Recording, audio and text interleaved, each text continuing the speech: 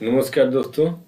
जैसा कि आप जानते हैं कि सीआरपीसी का सीरीज चल रखा है जिसमें कि हम 42 तक कवर कर चुके हैं। अभी देखेंगे हम सेक्शन 43 और ये कंटिन्यू रहेगा जब तक कि ये पूरा सीआरपीसी का सेक्शन खत्म न हो जाए। और दोस्तों प्लीज मेरे चैनल को लाइक शेयर और सब्सक्राइब जरूर करें ताकि मैं आपको लिए अधिक से अधिक मेहनत करूं, आपको इससे कुछ बेनिफिट हो सके, नया कुछ सीखने को मिल सके। थैंक यू दोस्तों। अब देखिए कि सेक्शन 43 इसमें कहता है दोस्तों कि कोई भी प्राइवेट व्यक्ति भी किसी को अरेस्ट कर सकता है। तो उसका कंडीशन है, उसका कंडीशन ये है कि उसके सामने कोई कॉग्निजेबल ऑफेंस हुआ है तो वो अरेस्ट कर सकता है। दूसरा है कि वो अरेस्ट करके उस पर कुछ एक्शन नहीं लेगा, मारपीट नहीं करेगा, जेल में नहीं डालेगा, मतलब या कोर्ट में नहीं लाएगा। वो अरेस्ट करके वो एसएचओ को देगा, थाना को दे देगा और थाना वो उसके आगे की कार्रवाई करेगा। जो भी उसके पास साक्ष्य है उसको भी वो सुपुर्द करेगा। तो देखते हैं दोस्तों कि एनी प्राइवेट पर्सन, कोई भी प्राइवेट पर्सन, कोई भी प्राइवेट व्यक्ति अरेस्ट कर सकता है किसको। तो एनी प्राइवेट पर्सन, कोई भी प्राइवेट व्यक्ति में अरेस्ट, मतलब में इंक्लूड में नॉट, अरेस्ट कर सकता है या कॉल टू बी अरेस्टेड, या अरेस्ट करवा सकता है। मतलब ये खुद किया या खुद सक्षम नहीं है तो दो चार लोगों से करवाया, है ना। मैं अरेस्ट एनी पर्सन, किसको अरेस्ट करेगा तो एनी पर्सन को, हु इन हिज प्रेजेंस, है ना, his presence commit a non available and cognizable offence. तो उसका क्या है, कंडीशन है कि कोई यदि नॉन अवेलेबल और कॉग्निजेबल ऑफेंस कर, नॉन अवेलेबल होना चाहिए एंड कॉग्निजेबल भी होना चाहिए, वो ऑफेंस कर देता है तभी आप किसी को भी अरेस्ट कर सकते हैं। एनी प्रोक्लेम्ड ऑफेंडर, कोई भी प्रोक्लेम्ड ऑफेंडर है उसको भी अरेस्ट कर सकते हैं, है ना। तो प्रोक्लेम्ड ऑफेंडर को क्या है, प्रोक्लेम्ड ऑफेंडर की अपराध तो कर दिया है लेकिन वो कोर्ट में भी नहीं जा रहा है, थाना में भी नहीं जा रहा है और उसको प्रोक्लेम्ड ऑफेंडर कोर्ट ने डिक्लेयर कर दिया है। इसको हिंदी में बोलेंगे भगोड़ा। तीसरा है विदाउट अननेसेसरी डिले, तुरंत आप अरेस्ट कर सकते हैं। फोर्थ विथ सेलमेक ओवर, अच्छा shall make over or cause to be made over any person so arrested to police station. करता फोर्थ विथ इमीडिएटली, है ना, विदाउट अननेसेसरी डिले, है ना। हैंड ओवर करना है किसको, मेक ओवर मतलब हैंड ओवर किसको, तो पुलिस ऑफिसर को, यानी थाना को आपको हैंड ओवर करना है। ऐसे नहीं कि आप उसको अरेस्ट कर लिए, एक रूम में बंद कर दिए, लाठी से मार रहे हैं चार लोग, तो ऐसा नहीं करना है। In the absence of a police officer take such person, cause him to taken in custody to nearest police station. आप पुलिस, मान लो कि आप जहाँ अरेस्ट करो वहां पर नहीं है तो take such person or cause him to be taken, तो वैसे व्यक्ति को आपको लेके जाना है। कहाँ लेके जाना है, तो थाने में लेकर के जाना है उसको, है ना। Take such person to the police station, वैसे व्यक्ति को क्या है कि थाने में लेके जाना है। Take such person or cause him to take in the custody of nearest police station, nearest police station को लेके जाना है। ठीक है, तो कंडीशन क्या है कि cognizable offence and non available दोनों किया है। दूसरा कंडीशन क्या है कि प्रोक्लेम्ड ऑफेंडर और भगोड़ा घोषित है और कोर्ट द्वारा डिक्लेयर हो। तो भगोड़ा क्यों डिक्लेयर किया वो आपको मतलब नहीं है, वो कोर्ट जाने, भले ही अवेलेबल ऑफेंस किया हो और नॉन कॉग्निजेबल ऑफेंस किया हो, तो उससे मतलब नहीं है। एक बार प्रोक्लेम्ड ऑफेंडर तो उसको भी अरेस्ट कर सकते हैं। दूसरा है कि उसको अरेस्ट करके आपको पुलिस को देना है, आपको कुछ नहीं करना है। अब नेक्स्ट बोलता है if there is reason to believe that such person comes under provision section 41, है ना, a police officer shall rearrest him. 41 में क्या कहता है दोस्तों, सीपी सोल्जर कहता है। मेरा लास्ट वीडियो को जरूर देखिए दोस्तों और ये वीडियो को भी पूरा आप देखें। इसमें कहता है कि जो अरेस्ट किया जाता है किसी व्यक्ति को तो पुलिस कब अरेस्ट करती है, तो सी से कॉग्निजेबल ऑफेंस करेगा, 41 सेक्शन में लिखा हुआ है बात। और मतलब सीपी सोल्जर, सनी देओल और प्रीति जिंटा ने एसपी सोल्जर होता है तो सीपी सोल्जर किया हमने। तो एसपी सोल्जर भी आप बोल सकते हो। तो सन्नी देओल और प्रीति जिंटा ने, एसपी ने क्या बनाया, सोल्जर फिल्म बनाया। तो यदि सन्नी देओल होता ना तो इसके जगह पर सी आप लो। तो सी से कोई कॉग्निजेबल ऑफेंस किया तो उसको अरेस्ट कर दो, कोई प्रोक्लेम्ड ऑफेंडर है तो भगोड़ा है तो उसको भी अरेस्ट कर लो, कोई भी एस से स्टोलन प्रॉपर्टी को किसी भी तरह से डील करता है अरेस्ट कर लो, वो से ऑब्स्ट्रक्ट कर रहा है पुलिस को अरेस्ट करो। ये से लॉफुल ड्यूटी करने में यहाँ तक कि गवर्नमेंट एम्प्लॉय को, गवर्नमेंट के कैजुअल लेबर को रोड बनाने नहीं दे रहा है, कुछ नहीं करने दे रहा है, ब्रिज बनाने नहीं दे रहा है, तो गवर्नमेंट एम्प्लॉय थोड़ी ना, तो कैजुअल लेबर है, लेकिन गवर्नमेंट ने उसको अप्लाई किया ना आज के लिए, गवर्नमेंट के करने पे कर रहा है। तो लॉफुल ऑब्स्ट्रक्शन, कोई लॉफुल ड्यूटी करने से ऑब्स्ट्रक्शन कर रहा है उसको भी अरेस्ट कर लो। डी से डिजर्टर है उसको भी अरेस्ट कर लो। आई से इंफॉर्मेशन मिला है कि इसने कॉग्निजेबल और नॉन बेलेबल ऑफेंस किया है तो उसको भी अरेस्ट कर लो, या सिर्फ कॉग्निजेबल ऑफेंस किया तो अरेस्ट कर लो। ई से एक्सट्रेडिशन ट्रीटी है किसी कंट्री के साथ, उस कंट्री का रिक्वेस्ट आया है कि इसने हमारे यहाँ अपराध करके आपके यहाँ छुपा है तो उसको अरेस्ट कर लो। और लास्ट में है आर। आर मतलब रिलीज कन्विक्ट है, जो उसको सजा हो चुका है, पैरोल वगैरह पे रिहा हुआ है या स्टेट गवर्नमेंट छोड़ दिया है, उसका कुछ कंडीशन लगाता है कि आपको शांति बनाए रखना, गुड कंडक्ट रखना, आपको पहले किसी को मारपीट नहीं करना, आत्मरक्षा का जो अधिकार है वो तो लिखा हुआ है के अनुसार चलना है, और इसका यदि उसने वायलेशन किया तो उसके फिर अरेस्ट किया जा सकता है। यह है दोस्तों।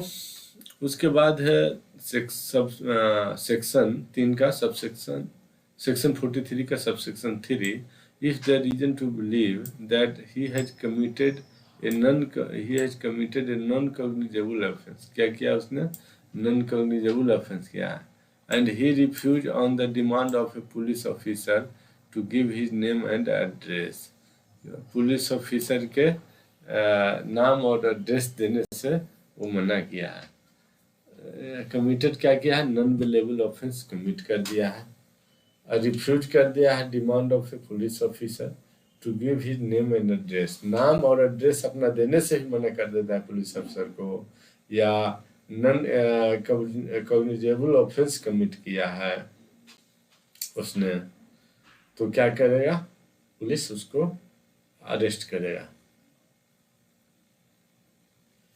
Name address and gives name and address, तो पुलिस नहीं तो प्राइवेट पर्सन उसको अरेस्ट कर लेगा। एक तो कि नॉन कॉग्निजेबल ऑफेंस किया है और दूसरा अपना नाम और एड्रेस भी नहीं बता रहा है, अनपरिचित है तो नाम और एड्रेस उसको बताना पड़ेगा। Gives name and address to such officer reason to believe to be false, he shall be dealt with under the provision 42, कि नाम एड्रेस नहीं बता रहा तो पुलिस अरेस्ट करे।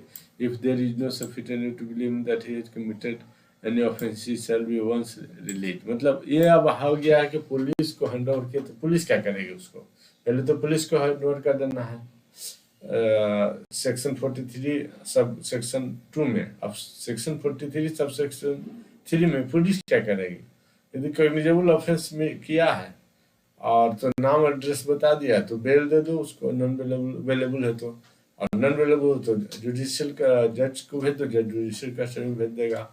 और ऐसा लग रहा है कि नहीं इसने अपराध नहीं किया है तो तुरंत तो उसको छोड़ दो। अब चलते हैं दोस्तों सेक्शन 44 जो कहता है अरेस्ट बाय मजिस्ट्रेट। तो मजिस्ट्रेट का ये जान लीजिए कि पुलिस सिर्फ कॉग्निजेबल और नॉन वेनेबल केस में ही अरेस्ट कर सकता है, एक्सेप्ट 42 सेक्शन 42 जो कहता है कि नाम और एड्रेस नहीं बताओगे तभी अरेस्ट कर लेंगे। तो वो एक है कि एक्सेप्शन है जिसमें कि पुलिस नॉन कॉग्निजेबल केस में भी अरेस्ट करता है, लेकिन बाकी में पुलिस कॉग्निजेबल केस में अरेस्ट करेगा, सीपी सोल्जर में अरेस्ट करेगा, और मजिस्ट्रेट जो है जुडिशियल मजिस्ट्रेट, यहाँ सिर्फ मजिस्ट्रेट लिखा है तो एग्जीक्यूटिव मजिस्ट्रेट भी चलेगा, वेदर जुडिशियल और एग्जीक्यूटिव लिख ही दिया है, देखो आगे ये रहा कि वेदर जुडिशियल और एग्जीक्यूटिव। तो मजिस्ट्रेट के सामने आप कॉग्निजेबल ऑफेंस करो, नॉन कॉग्निजेबल करो, वेलेबल करो, नॉन वेलेबल करो, उससे कोई मतलब नहीं है। कोई भी आईपीसी का वायलेशन करे, कोई भी प्रोहिबिटरी का ऑर्डर का वायलेशन करेगा, कोई भी कानून का उसके सामने आप वायलेशन कर रहे हैं तो आपको अरेस्ट कर सकता है। When any offense is committed in presence of a magistrate, whether executive or judiciary within its local jurisdiction, तो he may himself arrest or order any person to arrest the offender. तो वो क्या कर सकता है, अरेस्ट खुद कर सकता है या अरेस्ट करवा सकता है, ठीक है। And may thereupon, subject to the provision herein contained as to bail, commit the offender to custody. यदि बेलेबल है और बेल अप्लाई किया है, किसने बेल मांगा है और बेल के सारे कंडीशन को फुलफिल कर रहा है, कौन, एक्यूज, तो उसको बेल दिया जाएगा। यदि बेल के सारे कंडीशन को फुलफिल नहीं कर रहा है तो उसको जुडिशियल कस्टडी में भेज दिया जाएगा। उसके बाद है कि any magistrate whether executive judicial में at any time arrest or direct the arrest, कहता है एनी मजिस्ट्रेट, कोई भी मजिस्ट्रेट, एग्जीक्यूटिव हो तब भी चलेगा, जुडिशियल मजिस्ट्रेट हो तब भी चलेगा। May at any time arrest, किसी को भी किसी भी समय अरेस्ट कर सकता है, ये है ना, ये करवा सकता है इन हिज प्रेजेंस, खड़ा होकर के, within his local jurisdiction, है ना, अपना local jurisdiction, any person whose arrest is competent at the time, कि उसका अरेस्ट करना लॉफुल है, at time and in the circumstances to issue a warrant.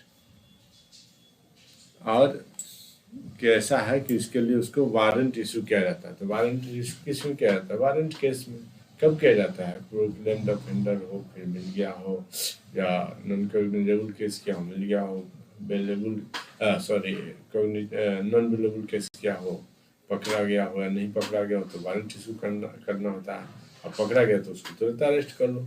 तो हर ही स्थिति में मजिस्ट्रेट कॉग्निजेबल हो, नॉन कॉग्निजेबल हो, भगोड़ा हो, ऐसा बोल सकते हो, या ऐसा अपराध किया हो, भगोड़ा नहीं हो, मिल नहीं रहा है, भगोड़ा तो कोर्ट डिक्लेयर करेगा ना वारंट वगैरह इशू होने के बाद, और मिल नहीं रहा है और मिल गया है, जिसके लिए उसको वारंट इशू किया जा सकता है, कॉम्पिटेंट है ना, any person for whose arrest he is competent, तो वो and in the circumstances to issue warrant, तो उसको अरेस्ट कर लेगा पहले, और वारंट इशू तो खुद ही करना, इशू कर देगा।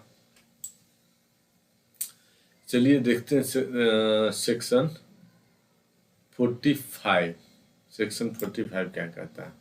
सेक्शन 45 कहता है कि नॉट विथ स्टैंडिंग एनीथिंग, है ना, नॉट विथ स्टैंडिंग एनीथिंग, कुछ भी न रहते हुए, कुछ रहते हुए भी, है ना, कंटेंट इन 41 to 44, 41, 44 में मतलब जो कुछ है उसके रहते हुए भी, no member of armed forces of union shall be arrested for anything done or purported to be done by him in the discharge of his official duty। कहता है आर्म फोर्सेज मतलब ऑफ यूनियन, एयरफोर्स, आर्मी और navy और paramilitary भी, उसको arrest नहीं किया जा सकता है ना, यदि उसने in the discharge of his official duty कुछ भी काम किया है तो उसको अरेस्ट नहीं करेंगे। एयरफोर्स, आर्मी का क्या होता है कि सिर्फ डिजर्टर के केस में अरेस्ट करना है, और बाकी के केस में क्या होता है कि एयरफोर्स, आर्मी का उसका कोर्ट मार्शल होता है, उसका समरी ट्रायल होता है, उसका सिविल वाला कोर्ट से कोई लेना देना नहीं होता है, except after obtaining the consent of the central government, है ना, सेंट्रल गवर्नमेंट के कंसेंट लेने के बाद ही आपको उसको अरेस्ट करना है, अदरवाइज ऑफिशियल ड्यूटी में कुछ भी काम किया उसके लिए आपको अरेस्ट करने की जरूरत नहीं होगा। उसका पार्टी है, उसका ओन लॉ है, रूल है, रेगुलेशंस है, उसके एक्ट है, उसके अनुसार उसको कोर्ट मार्शल होगा। 45 का सबसेक्शन 2 कहता है कि द स्टेट गवर्नमेंट में by notification direct the provision of subsection 1 shall apply to such class or category of member of forces charged with the maintenance of public law and order as may be specified therein। वो बोल रहा है कि state government चाहे तो ये नियम police पर भी लागू कर सकता है, और पुलिस पर भी करता ही है कि भाई ऑफिशियल ड्यूटी में पुलिस कर रहा है कोई भी, तो आरपीडी भी आपको नहीं है ना, except in case of grievous hurt or death, or जो सेक्शन 100 में है आरटीसी का कि दुर्गा cannot be confined or acid attack, तो उसको छोड़कर उसको सेक्शन 100 को, जिसमें कि है कि इतने ही केस में सिर्फ आप किसी का जान ले सकते हैं आरपीडी में, मतलब राइट टू प्राइवेट डिफेंस में। तो हमारे लास्ट वीडियो को जो कि मिल जाएगा हमारे चैनल में, आप वहाँ AKS स्टडी को क्लिक करेंगे तो उसके चैनल में लिस्ट मिल जाएगा, तो उसमें आईपीसी में सेक्शन 100 होगा, तो उसको आप बहुत अच्छा से देखिए दोस्तों, बहुत ही इम्पोर्टेंट है और एग्जामिनेशन में बार बार पूछा जाता है। तो उसी को कह रहा है कि उसको छोड़ करके, है ना, और डिस्चार्ज ऑफिशियल ड्यूटी में पुलिस को आपको अरेस्ट आरपीडी नहीं बनता पुलिस के अरेस्ट में। सीपी सोल्जर को sorry Durga cannot B arrested और एसिड अटैक, इन निमोनी को छोड़ करके आप पुलिस को ऑफिशियल ड्यूटी में जो कर रहा है तो आरपीडी नहीं बनता है। अब पुलिस पर केस हो सकता है कि नहीं, तो पुलिस पर केस तो जब ऑफिशियल ड्यूटी कर रहा है तो स्टेट गवर्नमेंट चाहे तो करेगी, आप स्टेट गवर्नमेंट की शिकायत कीजिए, लेकिन ऐसे नॉर्मली कहिए कि पुलिस पर केस बनता है या नहीं, तो इसका आंसर है नो।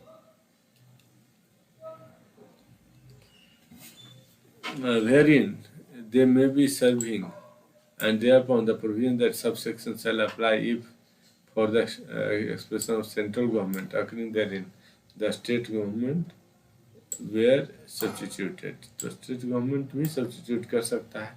यदि स्टेट गवर्नमेंट बीएमपी है, बिहार मिलिट्री पुलिस है, बिहार पुलिस है, तो इन पर भी स्टेट गवर्नमेंट में by notification direct the provision of subsection 1 apply to the any category member of force, मतलब आर्म फोर्स है तो बिहार मिलिट्री पुलिस, है ना, या बिहार पुलिस पे लागू कर सकता है। ऐसे नॉर्मली किया हुआ नहीं है, प्रोटेक्शन ऑलरेडी आईपीसी में है, उतना ही है। चलिए आगे देखते हैं कि सेक्शन 46 अरेस्ट हाउ मेड, कि सेक्शन 46 में है अरेस्ट कैसे किया जाता है।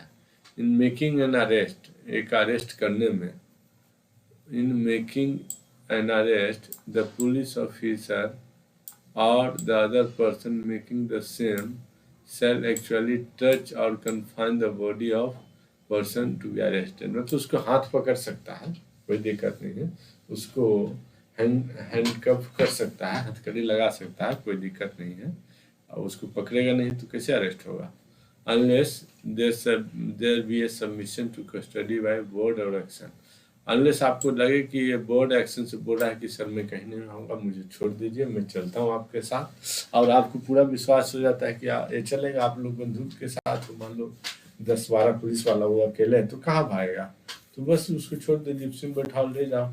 अब ऐसा नहीं कि अब फिर उसके साथ पिटाई करने लग गए, अब जब अरेस्ट होने के लिए कह रहा है तो जाइए फिर उसको इंट्रोगेट कीजिए वहाँ, और कानून के अनुसार इंट्रोगेशन होगा।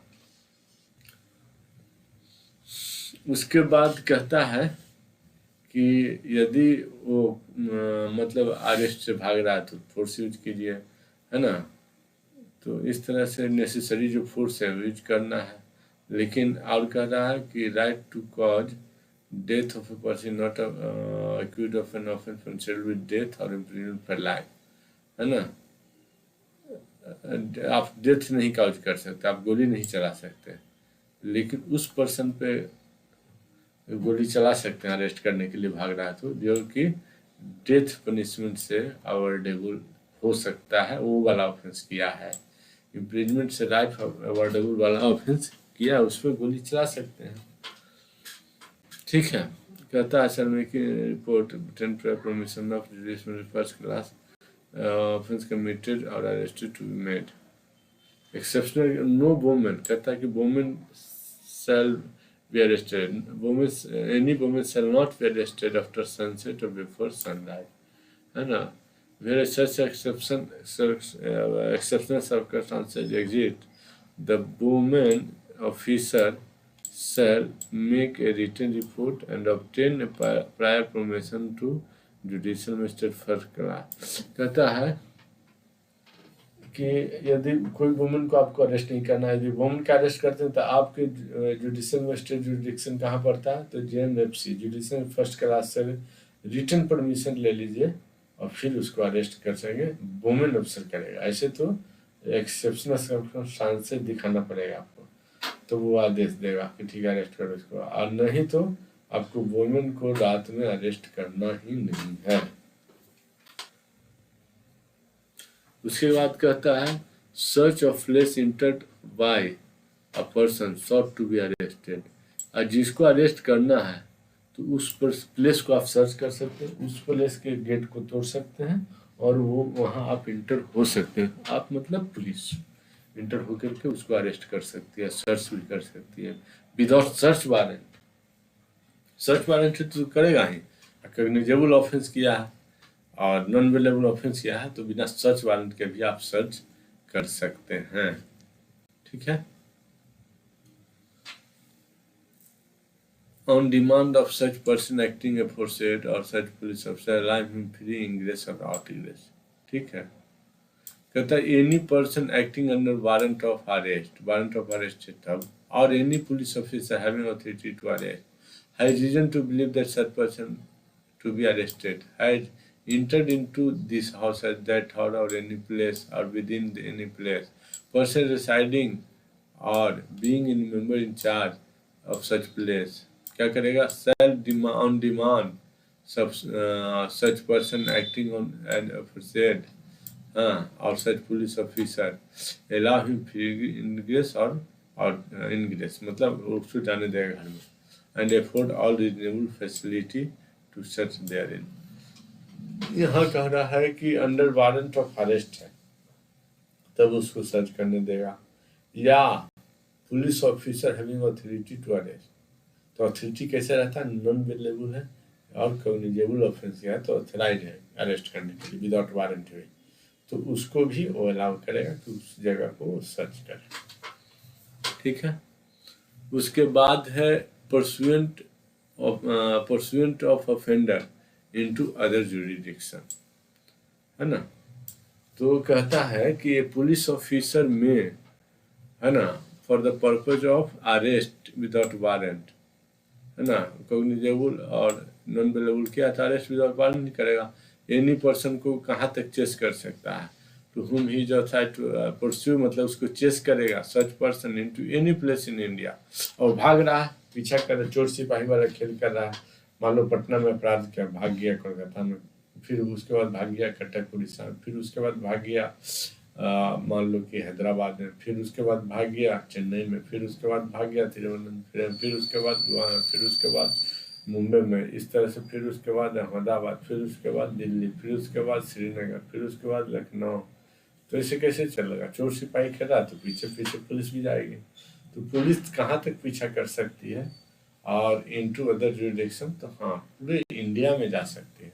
विदेश में जाने के लिए फिर उस सेंट्रल गवर्नमेंट का परमिशन चाहिए, कोर्ट का वारंट चाहिए अलग से कि विदेश में भी जा करके इसको अरेस्ट करो। तो नॉर्मली सीबीआई जाती है, पुलिस नहीं जाती विदेश में, सीबीआई जा करके ही उसको अरेस्ट करेगा। उसके बाद है कि नो अननेसेसरी रिस्ट्रेंट, कि अननेसेसरी रिस्ट्रेंट उसको बाधा नहीं देना है, उसको रिस्ट्रिक्ट नहीं करना है। यदि ऐसा लगता है कि वो पर्सन खुद ही सरेंडर कर रहा है तो उसको अननेसेसरी रिस्ट्रेंट क्यों करोगे। तो कहता है every police officer know unnecessary restraint, sorry section 49 देखते हैं। कहता है कि the person arrested shall not है ना be subjected to more restraint than he necessary to prevent his escape, है ना। ऐसे नहीं कि बस हाथ भी बांध दिए, दोनों पहले अंग्रेज करता था, दोनों पैर भी बांध दिए, अरे यार हाथ बांध दिए पकड़े हो रस्सा से वही काफ़ी है, पैर भी मत बांधो, है ना। और चल रहा है चेन में बांध दिए, मोटा मोटा चेन में, वो धीरे धीरे चल रहा है, तो ऐसा करने की जरूरत नहीं है, हाथ बांध दिए वही काफ़ी है अरेस्ट करना है। तो मोर रिस्ट्रेन नहीं करना है, मोर बाधा नहीं पहुंचाना है ना। उतना ही आपको उसको बाधा पहुंचाना, बहुत हथकड़ी लगा सकते हो, आपको ऐसा लगता है कि भाग सकता है तो हथकड़ी लगा दो और उसको हथकड़ी लगा के ले जाओ, लेकिन पैर भी बांध दिए, पैर में भी चेन लगा दिए, तो वैसे वैसे मना कर रहा है। कौन मना कर रहा है भाई? तो सेक्शन 49 कहता है कि नो अननेसेसरी रिस्ट्रेंट, है ना, more or not the person arrested shall not be subjected to more restraint than necessary to prevent his escape. उसके बाद सेक्शन 50 क्या कहता है? कहता है person arrested to be informed ground of arrest and right of his bail. जो person को arrest किया गया है तो उसको ये बताना है कि क्या, किस आधार पर, किस लिए वो अरेस्ट किया गया, किस आधार पर अरेस्ट किया, क्या वो अपराध किया है, कहाँ से, उसको कहाँ से तो नहीं बता सकता सूचना मिला, लेकिन उसका आधार क्या है, कोई सबूत है तो उसको भी बताना है। तो person arrested to be inform ground of arrest and right to bail, दो चीज बताएगा कि आप चोरी पे आपके ऊपर ये आरोप है, डकैती का आरोप है, मर्डर का आरोप है, जो है उसको बता दीजिए। और आपको बेल नॉन बेलेबल है, आपको बेल चाहिए तो एंटीसिपेटरी बेल कोर्ट में फाइल करें, सेशन कोर्ट या हाई कोर्ट।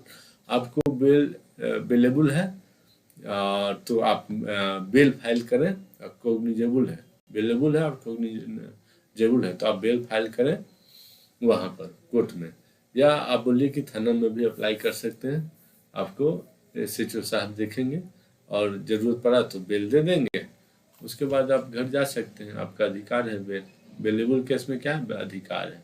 तो एवरी पुलिस ऑफिसर और अदर पर्सन अरेस्टिंग है, और पुलिस ऑफिसर अगर कोई वारंट का इम्प्लीमेंट कर रहा है, कोई प्राइवेट पर्सन भी अरेस्ट कर रहा है विदाउट वारंट, है ना, तो self forthwith communicate him to full particulars of the office for which is arrested and ground for such arrest. ठीक है। और राइट टू बेल को भी बताना है उसको। तो ये बहुत इम्पोर्टेंट दोस्तों, बहुत आता है एग्जाम में, इसलिए बहुत इम्पोर्टेंट है कि उसको राइट टू बेल को भी बताना है और ग्राउंड ऑफ अरेस्ट बताना है। राइट टू बेल उसको कोई बताता ही नहीं, लेकिन हम देखे थे भटिंडा रेलवे स्टेशन पर लिखा हुआ कि राइट टू बेल, है ना, और 24 आवर ही जेल में रख सकता था। पॉइंट वाइज लिखा हुआ था कि कैदी के अधिकार, है ना, अक्यूज के अधिकार, तो उसको मुदाले को 24 आवर रखा जा सकता है। उसको ये बताना पड़ेगा कि ग्राउंड ऑफ अरेस्ट क्या है, उसको, उसके परिवार वाले को, है ना, ये बताना पड़ेगा। उसके बाद उसको कि बेल का अधिकार है, बेलेबल केस में बताना पड़ेगा। नॉन बेलेबल केस में उसको court, session court, high court में बेल के लिए अप्लाई कर सकता है, ये बताना है बस। Where police officer arrest without warrant, है ना, जहाँ की पुलिस ऑफिसर अरेस्ट होता है विदाउट वारंट एनी पर्सन, किसी पर्सन को, other than a person accused of a non bailable offence, है ना, वेर पुलिस ऑफिसर अरेस्ट करता है, जहाँ की पुलिस ऑफिसर है वो अरेस्ट करता है without warrant any person other than a person accused of a non bailable offence. Police officer arrest without warrant, police officer क्या करता है? बिना वारंट को अरेस्ट करता है एनी पर्सन, किसी भी व्यक्ति को। वारंट एनी पर्सन करता है other than accused of non bailable offence, तो ही शैल, नॉन बेलेबल है तो मतलब बेल मिलेगा, तो he shall inform the arrested person that he is entitled to release on bail, है ना, कि आपको बेल मिलने का अधिकार है, आपको बेल का राइट है। That he may arrange for sureties on this behalf, तो वो अपने दोस्त को बुलाइए, अपने रिश्तेदार को बुलाइए, वो आपको छुड़ा करके ले करके जाएंगे। उसके बाद दोस्तों, obligation of person making arrest to inform about the arrest, है ना, to his family member, to him, to his family member, और यदि उसके फैमिली मेंबर नहीं मिल रहा है तो नॉमिनेटेड पर्सन वो बताएगा कि मेरा दोस्त है, उसको बता दीजिए। फैमिली मेरे पास मेरा मोबाइल नहीं है तो उसको बताना अधिकार है ना। कहता obligation of person making arrest to inform about his arrest to his family member, to him, उसको बताएगा, उसके फैमिली मेंबर को बताएगा, और उसके फैमिली मेंबर नहीं मिल रहा तो नॉमिनेटेड एनी पर्सन जिसको बोलेगा उसको बताएगा, क्यों जिसको बोलेगा उसको बताएगा। कौन? पुलिस जो अरेस्ट कर रहा है वो बताएगा। तो every police officer other than person making any arrest, तो प्रत्येक पुलिस अधिकारी other than the person making any arrest, sorry, every police officer प्रत्येक पुलिस अधिकारी और अदर पर्सन मेकिंग अरेस्ट, आप कोई भी प्राइवेट व्यक्ति भी या कोई सरकारी व्यक्ति अरेस्ट कर रहा है, कोर्ट के कोई ऑफिसर अरेस्ट कर रहा है या जज भी अरेस्ट कर रहा है, तब भी अंडर दिस कोड फोर्थ भी तुरंत गिव इंफॉर्मेशन, उसको एक्यूज को सूचना देगा regarding such arrest and place where the arrested person is being held, any of his friend, किसी भी फ्रेंड को जिसको एक्यूज बोलेगा उसको बताएगा और उसके रिलेटिव को बताएगा, सच अदर पर्सन जिसको बोलेगा उसको बताएगा, मे बी डिस्क्लोज और nominated by arrested person for purpose of giving such information, है ना, कि ये मतलब वो अरेस्टेड पर्सन है, किस आधार पर अरेस्ट किया गया है, कहाँ उसको रखा गया है और उसके बेल का अधिकार है, ये सब बातें उसको बताएगा। Regarding the place and arrested person, कि कहाँ वो उसको रखा गया है, कौन जेल में है, अरेस्टेड पर्सन यहाँ है ना, ये सब बातें उसको बताएगा। उसके बाद और क्या क्या बताएगा, police officer inform arrested person of his right under section bail वाला and he brought as soon as he brought to police station. देखो एक में क्या है, बेल ना, है ना, ground of arrest and not to bail. Ground of arrest क्या है, बेल क्या है, किसको बताएगा, तो एक्यूज पर्सन को बताएगा। अरेस्टेड पर्सन मतलब एक्यूज पर्सन हो गया ना। उसके बाद कहता है कि any entry of fact as to she has been informed of the arrest of such person shall be made in a book to kept in the police station for such fund as may be prescribed on behalf of this by the state government। कहता है कि वो diary में entry करेगा, police diary में, police के पास भी station diary होता है लिखने का, तो उसमें लिखेगा कि भाई किसको हु हैज बीन इन्फॉर्म्ड, मतलब उसके माँ को, उसके बाबूजी को, उसके भाई को, उसकी बहन को, किसको बताया, end of the arrest person के बारे में shall be made in a book, और जो कि स्टेशन, प्रत्येक स्टेशन में डायरी होता है, तो डायरी देना उसको कहते हैं, तो डायरी में लिख देगा वो कि किसको बताया। उसके बाद ये क्या करता है, पुलिस प्रैक्टिकली झूठी किसी का नाम ले देता है, पकड़ के उसके लिए आता है। अच्छा, चौथा है, नेक्स्ट है कि it shall be duty of magistrate before whom such arrest person is produced to satisfy himself that the requirement of subsequent 2 and 3 have been complied with in respect to such arrested person, कि उसको arrest के बारे में उसको बताया, उसके परिवार वाले को बताया, उसके दोस्तों को बताया, उसके बाद जो उसके राइट टू बेल बता दिया। ये भी क्या करना है, ड्यूटी है मजिस्ट्रेट का कि जो लाया गया कैदी, तो पूछे उससे कि आपने बताया इसको, परिवार इसको बताया क्या क्यों अरेस्ट हुआ, इसके परिवार को बताया, इसको बताया आपने कि राइट टू बेल इसको है, तो ये सब बातें उसको पूछेगा। आशा है दोस्तों यह वीडियो आपके लिए बहुत ही इंफॉर्मेटिव हुआ और इससे आपको कुछ नया जरूर सीखने को मिला हुआ। थैंक यू दोस्तों, बाय। आज के लिए इतना ही। प्लीज़ दोस्तों मेरा चैनल को लाइक शेयर और सब्सक्राइब जरूर करें। Thank you.